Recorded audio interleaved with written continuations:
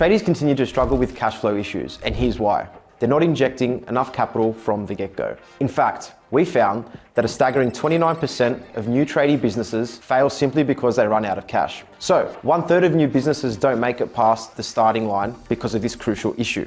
You can try and run your business from invoice to invoice, but here's why it's not going to work. If you're getting into the construction industry, you need to know that getting paid on time is a unicorn. It just doesn't happen. I mean, it's practically a fact of life that you're going to be waiting for your money.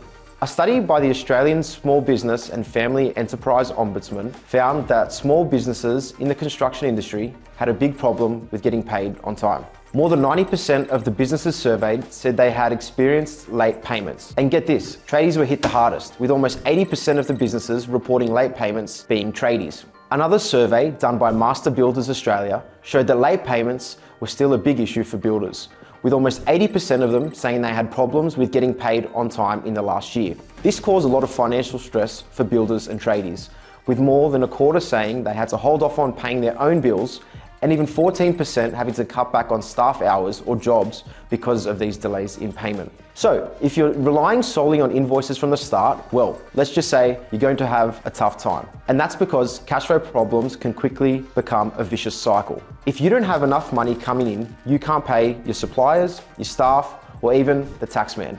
And if you're not careful, you might find yourself underquoting just to get work, which will only compound the problem. So what's the solution? Well, first off, you need to have a solid grasp of your cash flow. You need to know exactly how much money you have coming in and how much is going out. This means keeping accurate records and staying on top of your invoices. You also need to have a buffer of cash that you can dip into when times get tough. This means injecting enough capital from the get-go so you don't find yourself struggling to make ends meet. I'll give you an example of a carpenter who came to see us to help him with his cash flow.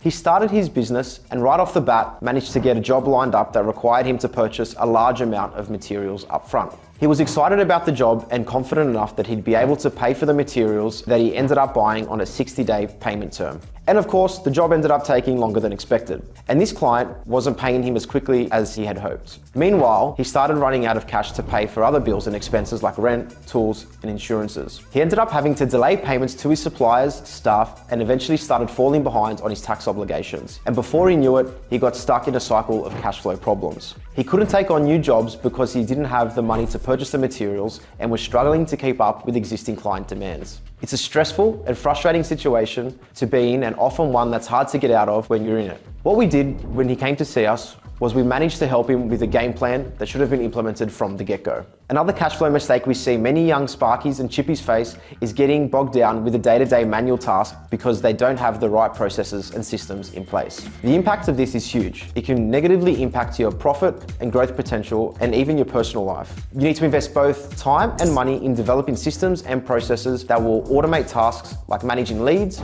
quoting, invoicing, ordering, marketing, and accounting. Without these systems and processes in place, you'll be stuck doing everything manually and you won't be able to scale your business effectively. This also means that you'll be stuck in the same place for years and you won't be able to achieve your goals or reach your full potential.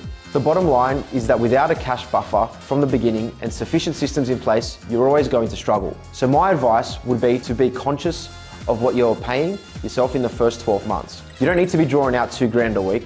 Calculate what you need to get by and anything over and above that you can use as your cash flow buffer. You also need to implement better processes for invoicing, improve your pricing techniques to make sure you're actually profitable on jobs and not just going around in circles. If you set yourself up properly from the get-go and leave enough time to work on your business, not just in it, you'll give yourself a way better chance to grow, build, and master your business as a tradie.